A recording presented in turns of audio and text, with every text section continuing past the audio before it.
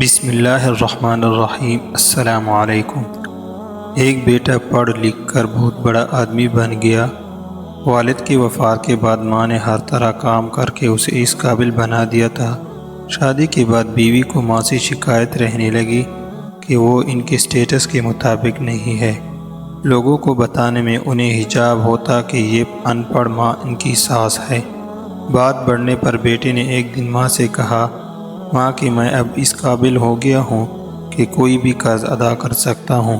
میں چاہتا ہوں کہ میں اور تم دونوں خوش رہیں، اس لیے آج تم مجھ پر کیے گئے اب تک کے سارے اخراجات سود سمیت ملا کر بتا دو، میں وہ ادا کر دوں گا، پھر ہم الگ الگ سکے رہیں گے۔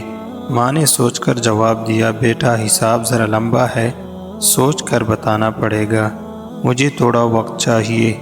بیٹے نے کہا، ماں کوئی جلدی نہیں ہے، 2-4 دنوں میں بات کرنا۔ رات ہوئی، سب سو گئے۔ ماں نے ایک لوٹے میں پانی لیا اور بیٹے کے کمرے میں آئی۔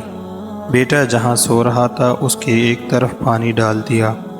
بیٹے نے کروٹ لے لی، ماں نے دوسری طرف بھی پانی ڈال دیا۔ پریشان ہو کر بیٹا اٹھ کر گرج کر بولا، ماں یہ کیا ہے، میرے بستر کو پانی کیوں کر ڈالا؟ ماں بولی، بیٹا تو نے مجھ سے پوری زندگی کا حساب بنانے کو کہا تھا، اب یہ حساب لگا رہی تھی کہ میں نے کتنی راتیں تیرے بچپن میں تیرے بستر گیلا کر دینے سے جاگتے ہوئے گزاری ہے۔ یہ تو پہلی رات ہے اور تو ابھی سے گھبرا گیا۔ میں نے تو ابھی حساب شروع بھی نہیں کیا جسے تو ادا کر پائے۔ ماں کی اس بات نے بیٹے کے دل کو جھنجھوڑ کر رکھ دیا۔ پھر وہ رات اس نے سوچنے میں ہی گزار دی۔